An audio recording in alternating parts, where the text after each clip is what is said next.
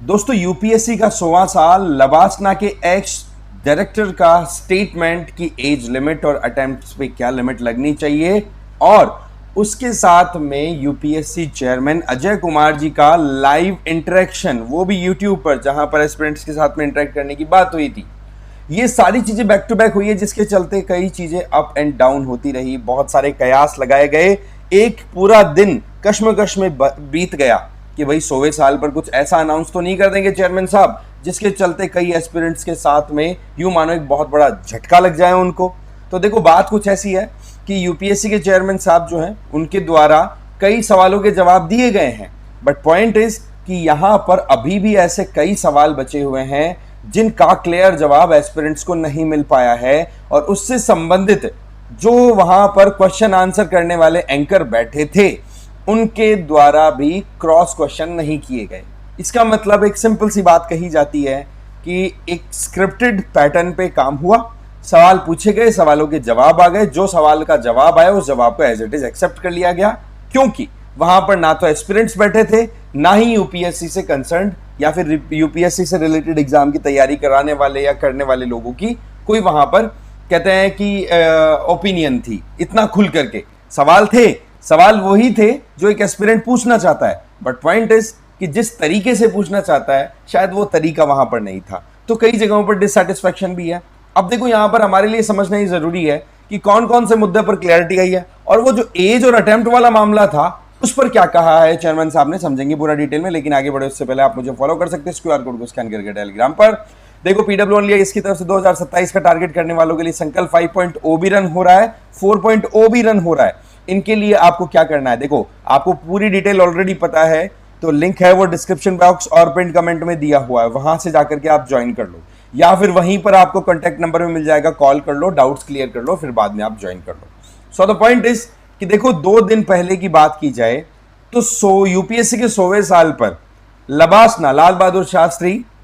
National Academy of Administration, right, वहां के x chairman या फिर कहें वहां के एक्स डायरेक्टर, नाम है डॉक्टर संजीव चोपड़ा, उनका एक इंटरव्यू रिलीज होता है। उस इंटरव्यू में एक बड़ी धमाकेदार बात इनके द्वारा कही गई थी कि देखो जी, मैं तो हमेशा से एक ही चीज के लिए स्टैंड करता हूं कि कैसे भी करके यूपीएससी के प्रीलिम्स के अटेम्प्ट्स 2 कर दो, और जो भी एक बार प्रीलिम्स क्लियर कर ले तो उसको फिर 2 मेंस के लिए अलाउ कर दो। इस बात को लेकर के जब सवाल पूछे गए डायरेक्टर साहब से, जब ये पूरा इंटरव्यू चला था कल, क्योंकि 100वें साल पर पहली बार ऐसा देखा गया है कि यूपीएससी के कोई डायरेक्टर जो हैं वो सीधा पब्लिकली इंटरेक्ट करने की कोशिश कर रहे हैं, जो कि एक अच्छी बात है, ठीक है, और आने वाले समय में इस तरीके के इंटरेक्शन होने की बात भी हुई है, चलो ये भी एक वेलकमिंग बात है। और जब एज और ये जो पूरा अटेम्प्ट्स वाली बात थी, इसमें साफ साफ जवाब है देयर इज नो चेंज, इसलिए एस्पिरेंट्स को बिल्कुल भी चिंता करने की जरूरत नहीं है, वो जस्ट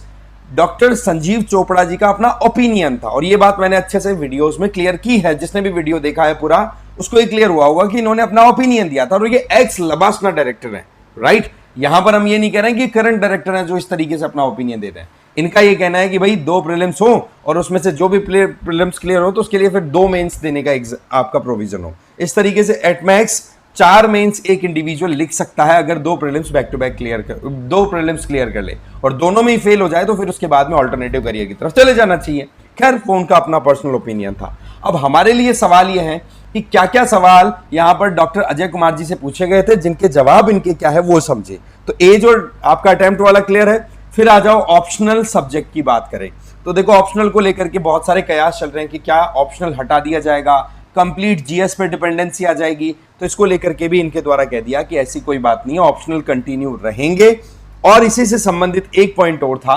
कि ऑप्शनल में आप देखो कि अलग अलग ऑप्शनल सब्जेक्ट जब कोई ऑप्ट करता है तो उनके स्कोर भी अलग अलग आने के चांसेस रहते हैं, तो आप उसको कैसे मैनेज करते हो। तो इनके द्वारा स्केलिंग का जो मैकेनिज्म उसको समझाया गया कि देखो जी, जो स्कोर आता है वो तो है ही, इसके अलावा हम देखते हैं कि एवरेज स्कोर क्या रहा है ऑप्शनल सब्जेक्ट में, और बाकी कई फैक्टर्स होते हैं जिनको इंक्लूड करते हुए फिर बाद में हम फाइनल जो स्कोर है ऑप्शनल सब्जेक्ट का पेपर 1 और 2 का दोनों का हम डिसाइड करते हैं। तो इस बात को लेकर के तो ये क्लियर आ गया। चलो जी, इनकी जवाब फिर आ जाती है एज कट ऑफ डेट की बात करें, इसको लेकर के भी कई बार बवाल उठता है कि भाई 1 जनवरी बाकी एग्जाम्स अपनी कट ऑफ डेट रखती हैं, आप 1 अगस्त क्यों रखते हो। तो इसका जवाब सर ने दिया है कि देखो जिन भी एग्जाम्स की डेट, ध्यान से समझना, जिनकी एग्जाम्स की डेट जनवरी से लेकर के जून के बीच में आती है ना, तो उनके लिए हम कट ऑफ डेट जो होती है वो हमेशा ही 1 जून लेते हैं, पर जो एग्जाम्स जून के बाद में कंक्लूड होती हैं, जून से दिसंबर के बीच में, तो बोला उनके लिए हम 1 अगस्त की डेट लेके चलते हैं। इनका ये जवाब आया। इस बात को लेकर के बहुत ज्यादा डिससेटिस्फेक्शन है, बोले एक ही फ्रेम क्यों नहीं यूज करते, बट इनके द्वारा जो क्लैरिफिकेशन आया वो ये है। फिर नेक्स्ट सवाल था सी सेट को लेकर के कि भैया आप एक चीज बताइए सर कि सी सेट जो है इसको लेकर के कहा जाता है कि ह्यूमैनिटीज आर्ट्स बैकग्राउंड के जो इंडिविजुअल हैं उनको और साइंस बैकग्राउंड के इंडिविजुअल्स हैं, क्या उनको एक बायसनेस नहीं दे रही, साइंस वालों को थोड़ा अपर हैंड नहीं दे रही? तो यहां पर इनके द्वारा कहा गया कि देखो ह्यूमैनिटीज और साइंस बैकग्राउंड किसी से भी हो, इंडिविजुअल परफॉर्म जो करता है वो अपने आप ही कर लेता है। इवन इनके द्वारा ये कहा गया कि साइंस बैकग्राउंड के जो इंडिविजुअल्स हैं वो आप देखो स्कोर कहां पे अच्छा ला रहे हैं, उनका ऑप्शनल सब्जेक्ट देखो वो ह्यूमैनिटीज में आकर के अच्छा परफॉर्म कर रहे हैं। बट यहां पर एक फैक्ट जो है वो रखने की बहुत ज्यादा जरूरत थी जो रखा नहीं गया, वो ये कि आप एक बार क्वांट एप्ट का एक बार क्वेश्चन उठा करके देखो, ठीक है, उसमें सीसेट में क्वेश्चन इस तरीके से पूछे गए हैं जिसका जवाब एक बंदा जो कैट की तैयारी कर चुका है या फिर जिसने बहुत ही हाई लेवल की मैथमेटिक्स सॉल्व कर रखी है वो वहां पर डील कर सकता है। तो वो चीजें क्या ह्यूमैनिटीज वाला डील कर सकता है? आप बोल रहे हो कि कॉम्प्रिहेंशन होता है, रीजनिंग होती है जो हर कोई अटेम्प्ट कर सकता है, बट यस बाकी जो पोर्शन है वो भी तो आपके पास में एक कॉम्पिटिटिवनेस शो करने वाले होने चाहिए। यहां पर डिससेटिस्फैक्शन है। फिर आ जाए ओएमआर सीट को लेकर के, आपको ध्यान है कि रिजल्ट तो आ गया प्रीलिम्स का 17 दिन 15 दिन के अंदर, बट प्रीलिम्स की आंसर की और ये सारी कब रिलीज होती हैं? ये सब रिलीज होती है एग्जाम का पूरा प्रोसेस कंप्लीट हो जाता है उसके बाद में, तो इसका कोई प्रॉपर आंसर ही नहीं मिला। इवन ये बोल दिया कि हम ट्रांसपेरेंट मैनर में काम करते हैं। अरे भाई ट्रांसपेरेंसी अगर फॉलो कर रहे हो तो सही समय पर ओएमआर रिलीज करना, स्टूडेंट्स के आंसर की रिलीज करना, कट ऑफ रिलीज करना, इसमें आप एक वर्ड्स क्यों लगाते हो? कोई प्रॉपर आंसर यहां पर नहीं दिया गया, जस्ट इनके द्वारा कह दिया गया कि हाँ जी हम ट्रांसपेरेंट मैनर में काम करते हैं। इतने में फिर आगे क्वेश्चन पे पहुंचाया गया, जबकि क्रॉस क्वेश्चन कितने थे इस पे? आपको ध्यान होगा कि प्रीलिम्स का एक क्वेश्चन इस तरीके से कंट्रोवर्सी में आया था कि बजट जो है वो किसके नाम पर पेश किया जाता है? तो क्वेश्चन में था प्राइम मिनिस्टर, जबकि सही जवाब जो था वो प्रेसिडेंट का था, राइट? तो उस प्राइम मिनिस्टर वाले स्टेटमेंट को भी यूपीएससी ने सही मान लिया। तो एक सवाल यहां पर एक और उलझ गया कि यूपीएससी क्या किसी गलत सवाल या जवाब के लिए कोई ऑप्शन देती है एस्पिरेंट्स को? तो देखो क्वेश्चन के लिए तो सीधी बात है, आपके पास में प्रीलिम्स का जैसे ही एग्जाम होता है उसके बाद में 7 दिन का विंडो खुलता है, जहां तक मुझे ध्यान आ रहा है 7 डेज का विंडो खुलता है, और उस विंडो में आप अपनी क्वेश्चन जो भी क्लेम करना चाहते हैं वो आप अपनी तरफ से रजिस्टर करा सकते हैं। बट पॉइंट इज कि यूपीएससी ने किसी सवाल का जवाब ही गलत कंसीडर कर लिया, जैसे कि प्रेसिडेंट की जगह प्राइम मिनिस्टर को सही मान लिया, जो कि गलत है फैक्चुअली। तो उसका क्या किया जाए? उस पर कोई जवाब नहीं, कोई रिएक्शन नहीं। फिर बात आती है रूरल अर्बन डिवाइड की, बोला देश में बड़ा भेदभाव चल रहा है, तो इनके द्वारा कहा गया कि यूपीएससी सबको इक्वल ट्रीट करती है। तो ये तो वो वाली बात आ गई कि एक बंदा जिसकी हाइट है वो 5 फीट है, एक बंदा जिसकी हाइट है 3 फीट और एक है वो फिजिकली डिसेबल्ड है, उस बंदे को इस दीवार के उधर मैच देखना है, तो इन तीनों को आप एक एक टेबल पकड़ा दोगे 1-1 फीट की, तो ये 5 फीट वाला तो आराम से देख पा रहा है, ये जो छोटे वाला बीच वाला है कैटेगरी वाला वो थोड़ा सा लगभग अप्रोच कर पा रहा है, और ये डिसेबल्ड है तो देख ही नहीं पा रहा। तो ये क्या वाकई में समानता वाला अप्रोच है? आपको वहां पर इक्विटी पे देखना पड़ेगा कि कौन कितना वल्नरेबल है, अकॉर्डिंगली उसको उतना ज्यादा सपोर्ट देने की जरूरत है। तो रूरल अर्बन डिवाइड के ऊपर जो सवाल था ना, उस पर इन्होंने समानता की बात कह दी, पर समानता की बजाय समता पे ज्यादा जाना जरूरी हो जाता है। इसके अलावा इनसे पूछा गया कि भाई पूजा खेड़कर केस के ऊपर आपका क्या मामला है, क्या सोचना है? तो इसके ऊपर इनके द्वारा कही गई बात थोड़ी सी सेटिस्फैक्ट्री है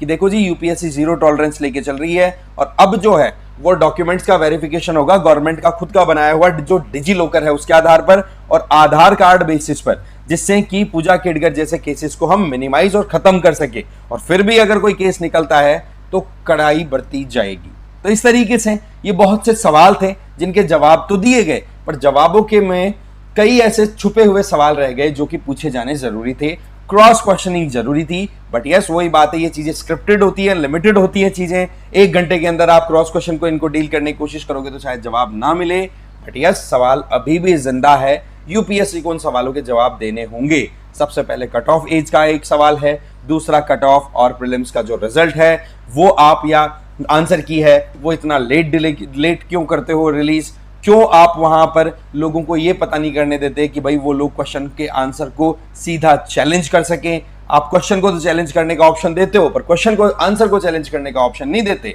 तो ये सवाल हैं जिनके जवाब अभी यूपीएससी को देने होंगे, अभी तक तो आए नहीं है, आगे आशा कर सकते हैं। खैर वही बात कि नहीं होने से तो बढ़िया ये कुछ तो हुआ, एटलीस्ट सामने तो आए, राइट। आपका क्या सोचना है इस पूरे मामले में, कमेंट करके बताना। बाकी इस वीडियो में इतना ही। Thank you very much.